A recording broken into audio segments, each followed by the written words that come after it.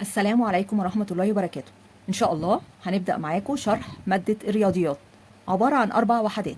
الوحدة الأولى والتانية عبارة عن الجبر.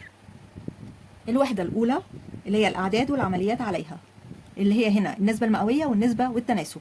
أول درس فيها التناسب، وتاني درس تطبيقات النسبة والتناسب. من التطبيقات مقياس الرسم والتقسيم التناسبي. بعد كده مجموعات الأعداد، هناخد في الدرس الثالث المجموعات والعمليات عليها.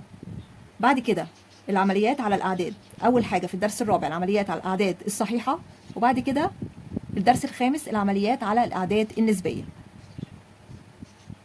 الوحدة الثانية برضو في الجبر.